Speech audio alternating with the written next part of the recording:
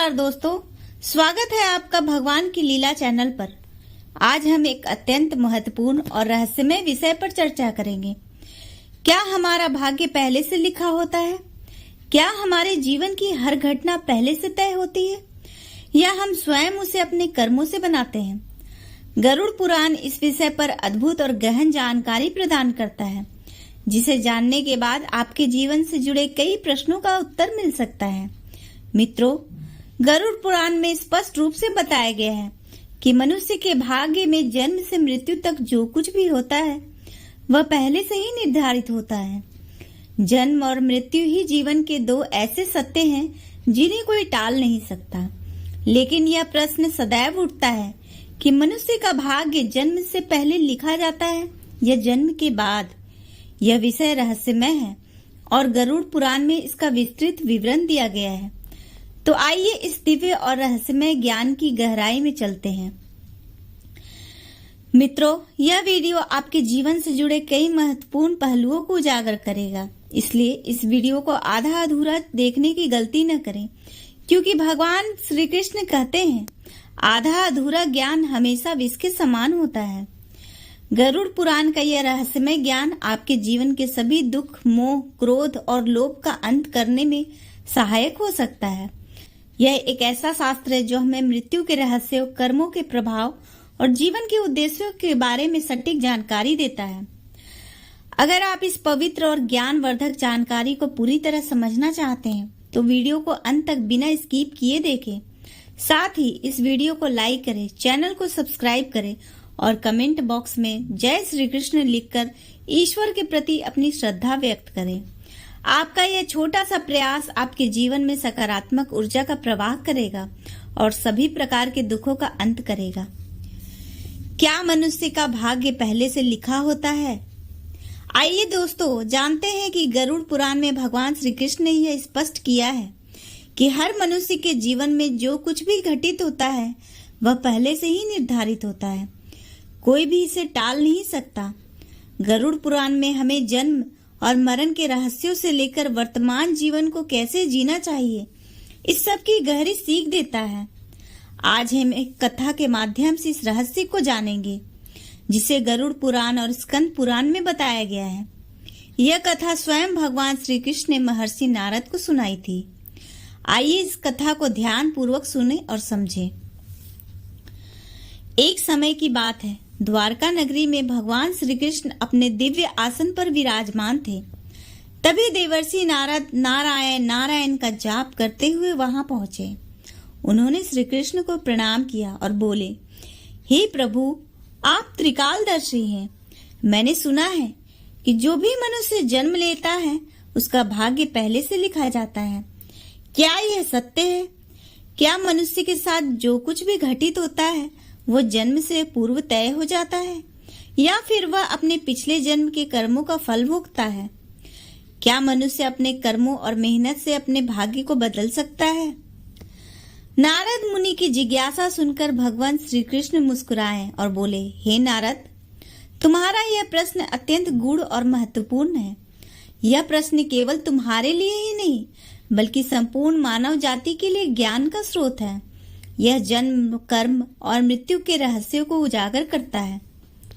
फिर भगवान श्री कृष्ण बोले, हे नारद, मैं तुम्हें एक कथा सुनाता हूँ। यह न केवल तुम्हारे प्रश्न का उत्तर देगी बल्कि हर मनुष्य के लिए एक चेतावनी और प्रेरणा भी होगी।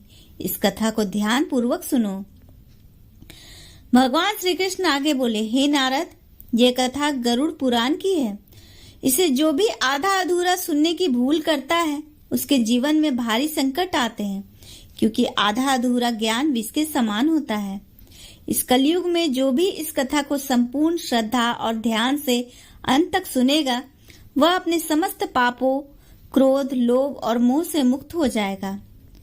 नारद जी बोले, हे प्रभु, मैं इस कथा को पूरे ध्यान से सुनूंगा।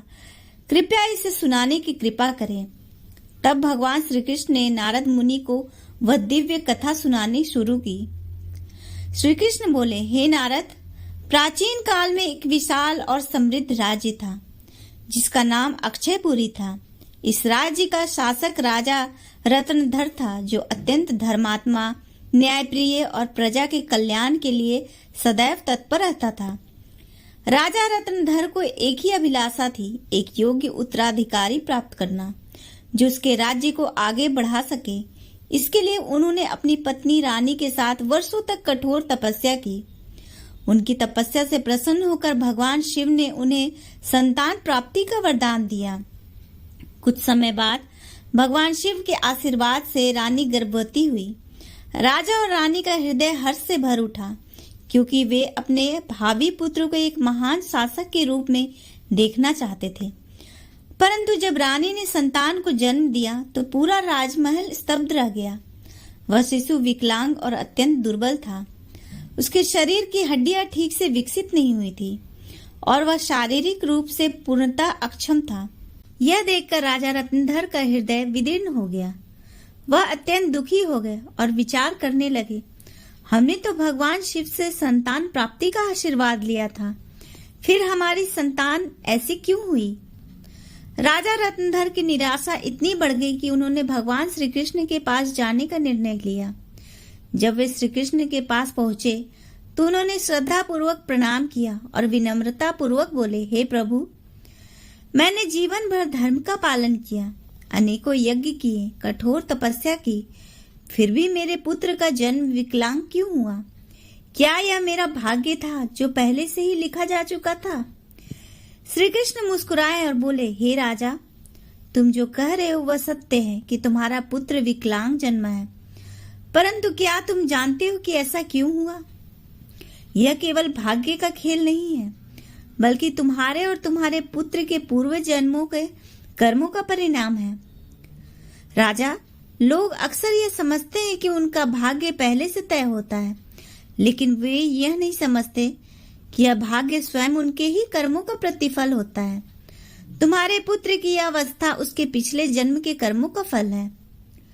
राजा रत्नधर यह सुनकर अचंभित हो गए और बोले, हे प्रभु, इसका अर्थ यह है कि हम अपने कर्मों से अपने भाग्य को बदल सकते हैं?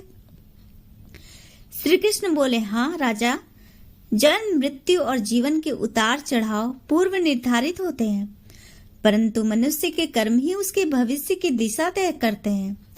तुम्हारे पुत्र का जन्म एक विशेष संतान के रूप में हुआ, लेकिन उसके जीवन में यह चुनौतियां आवश्यक थी ताकि वह अपने भीतर धैर्य, साहस और पराक्रम विकसित कर सके।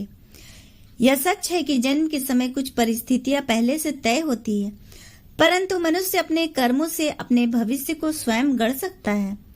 कर्मों के बिना भाग्य अधूरा है और सही कर्म करने से जीवन में आने वाले संकटों को टाला जा सकता है। श्री कृष्ण ने राजा रत्नधर से कहा, हे राजन, भाग्य और कर्म का गहरा संबंध है। वास्तव में हमारे कर्म ही हमारे भाग्य का निर्माण करते हैं, इसलिए जीवन में सदैव धर्म और सत्य के मार्ग पर चलना आवश्यक है। फिर श्री कृष्ण बोले, हे राजन, जो कुछ भी तुम्हारे जीवन में घटित हो रहा है वह तुम्हारे पूर्व जन्मों के कर्मों का परिणाम है। यदि तुम्हारा पुत्र विकलांग जन्मा है तो यह उसके पिछले जन्मों के कर्मों का फल है। जब कोई आत्मा पुण्य के साथ जन्म लेती है तो उसे जीवन में कठिनाइयों और संघर्षों से गुजरना पड़ता है। यह आवश्यक है ताकि वह अपने पूर्व जन्मों के अधूरे कर्मों को पूर्ण कर सके और मोक्ष के पथ पर आगे बढ़ सके।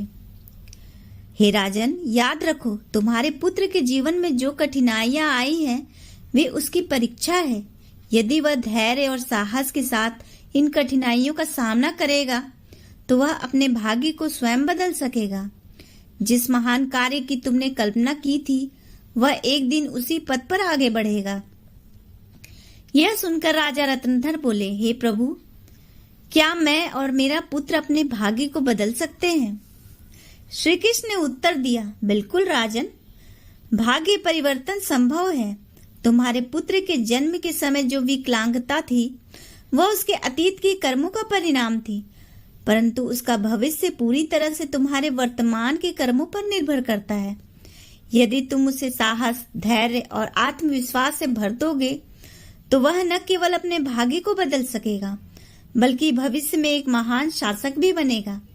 याद रखो, जब कोई व्यक्ति श्रेष्ठ कर्म करता है तो उसका भाग्य भी बदलता है, तुम्हारे सत्कर्मों का प्रभाव तुम्हारे पुत्र के जीवन को एक नई दिशा देगा।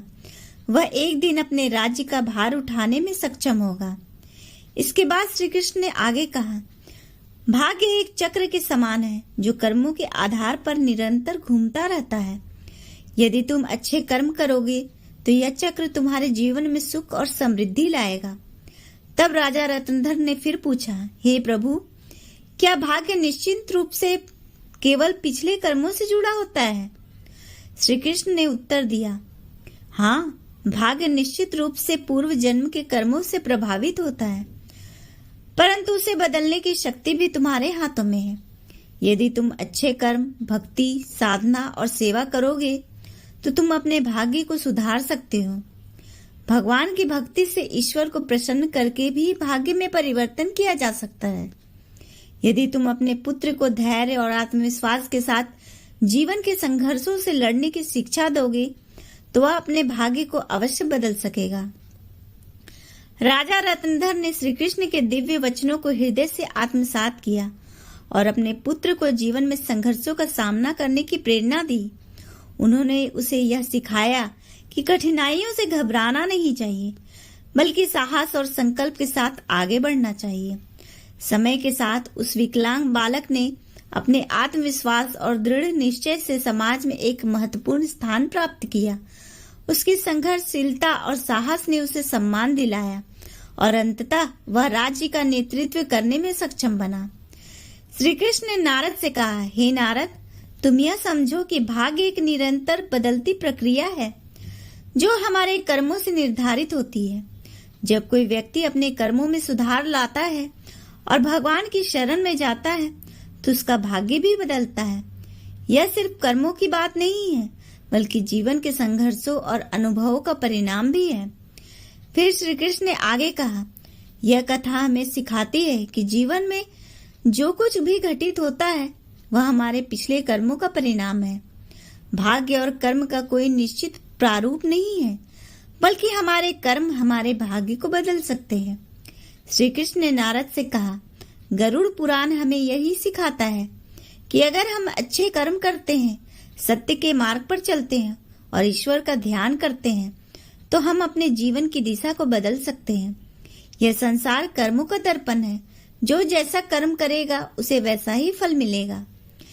श्री कृष्ण ने फिर कहा, मनुष्य को यह समझना चाहिए कि माता पिता की सेवा, दूसरों की सहायता और ईश्वर का ध्यान सबसे बड़ा धर्म है।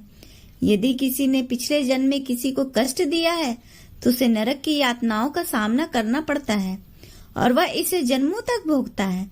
लेकिन जो अपने कर्मों को सुधारता है वह इस चक्र से मुक्त हो सकता है। यह संसार धर्म, सेवा और सत्य का अवसर है। श्री कृष्ण ने कहा, मनुष्य को यह समझना चाहिए कि मृत्यु के बाद उसके अच्छे कर्म ही साथ देते हैं। यह कथा हमें सिखाती है कि हमारे भाग्य का निर्माण हमारे पिछले कर्मों से होता है। हर पाप का दंड और हर पुण्य का फल निश्चित होता है। उन्होंने कहा, हे मनुष्य, तुम्हें अपने कर्मों पर ध्यान देना चाहिए। स्वार्थ, पाप और अहंकार को त्याग कर धर्म, सत्य और सेवा को अपनाना चाहिए, क्योंकि यही जीवन का सबसे सच्चा मार्ग है। भगवान कृष्ण ने नारद को गरुड़ पुराण के रहस्यों से अवगत कराते हुए कहा, भाग्य जन्म से पहले लिखा जाता है, लेकिन हम अपने संघर्ष, सत्य, धर्म और ईश्वर की भक्ति के माध्यम से अपने भाग्य को बदल सकते हैं। गरुड़ पुराण में यह भी उल्लेख है कि जीवन एक बोए हुए खेत की तरह है, जहाँ जो बीज बोते हैं वही फल प्राप्त होता है। इसलिए जो कर्म हम करते हैं वही अगले जन्म में फलित होते हैं। जब मनुष्य का जन्म होता है तो उसके पिछले कर्मों के आधार पर उसका भाग्य पहले से निर्धारित होता है और वही उसके जीवन में घटित होता है। इसे कोई बदल नहीं सकता। लेकिन सत्य, धर्म और सेवा से ईश्वर को प्रसन्न कर हम अपने भाग्य को बदल सकते हैं। इस प्रकार श्री कृष्ण ने नारद को यह समझाया कि भाग्य निश्चित रूप से जन्म से पहले लिखा होता है, लेकिन हम अपने कर्मों से इसे बदल सकते हैं। हिंदू धर्म का सबसे महत्वपूर्ण धर्म ग्रंथ गरुड़ पुराण जीवन, मृत्यु, भाग्य और कर्म के बारे में विस्तृत जानकारी प्रदान करता है। यह पुराण हिंदू धर्म के 18 महापुराणों में से एक है और इसमें जन्म, मरण, पुनर्जन्म, कर्म और आत्मा के मार्ग के बारे में गहनता से बताया गया है। गरुड़ पुराण के अनुसार मनुष्य का भाग उसके पिछले कर्मों पर निर्भर करता है। यह पुराण जीवन के रहस्यों और मानव के कर्म फल के बारे में गहरी समझ देता है और श्री कृष्ण को इस पुराण में भगवान विष्णु के अवतार के रूप में माना जाता है। श्री कृष्ण ने गरुड़ पुराण में हमें यह बताया कि हम अपने कर्मों को सुधार कर और सत्य मार्ग पर चलकर अपने भाग्य को बदल सकते हैं, साथ ही ईश्वर को प्रसन्न कर आने वाली कठिनाइयों से बच सकते हैं। दोस्तों, गरुड़ पुराण में श्री कृष्ण ने मनुष्य को जीवन जीने के 3 प्रमुख उपदेश दिए हैं, जिन्हें अपनाकर हम अपने भाग्य और कर्मों को बदल सकते हैं। आइए हम उन 3 उपदेशों को विस्तार से समझते हैं। पहला है अपने धर्म का पालन करना। मनुष्य का जन्म किसी विशेष उद्देश्य के लिए होता है। गरुड़ पुराण में श्री कृष्ण ने कहा है कि जो व्यक्ति अपने पिछले जन्म में पाप करता है वह इस जन्म में भी उसका फल भोगता है। इसलिए हमें हमेशा धर्म और सत्य का पालन करना चाहिए। इससे हम अपने पिछले जन्म के पापों से बच सकते हैं और भगवान की भक्ति से जीवन को बदल सकते हैं। यह जीवन एक अनमोल उपहार है, इसलिए इसे व्यर्थ न जाने दें और सही कर्म के मार्ग पर चलें।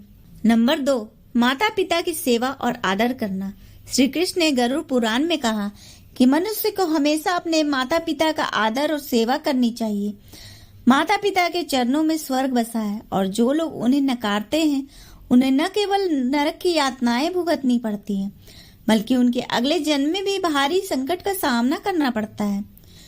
जो व्यक्ति माता पिता की सेवा करता है वह जीवन में सुख और समृद्धि प्राप्त करता है। नंबर 3, अहंकार से दूर रहना। श्री कृष्ण ने बताया है कि अहंकार मनुष्य का सबसे बड़ा शत्रु है। यह व्यक्ति को उसके कर्मों से भटका देता है और उसे संकटों में डाल देता है। अहंकार वाले व्यक्ति को न केवल नरक की यातनाएं भोगनी पड़ती है, बल्कि वह अपना भाग्य भी खुद नरक की ओर ले जाता है। इसलिए हमें हमेशा सत्य, धर्म और प्रेम की भावना रखनी चाहिए ताकि वर्तमान जीवन और आने वाले भाग्य दोनों सुखद रहे। गरुड़ पुराण हमें यह सिखाता है कि हमारे जीवन में जो भी घटनाएं घटित होती है वह हमारे पिछले कर्मों का परिणाम होता है। यह ग्रंथ हमें यह समझाने की प्रेरणा देती है कि जीवन में धर्म, सत्य और परोपकार का पालन करना हमारा सबसे बड़ा कर्तव्य है। हमें यह ध्यान रखना चाहिए कि हमारे कर्म ही हमारे भाग्य को आकार देते हैं और अगर हम अच्छे कर्म करते हैं तो हम अपनी आत्मा को मुक्ति की दिशा में अग्रसर कर सकते हैं। धन्यवाद दोस्तों। गरुड़ पुराण द्वारा दिए गए उपदेशों को अपने जीवन में उतारें और सत्य के मार्ग पर चलें। इससे आपके जीवन में सुख, शांति और समृद्धि आएगी।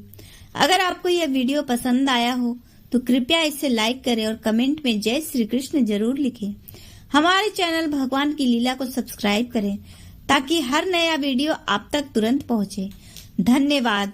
हर हर महादेव। ओम नमः शिवाय। राधे राधे।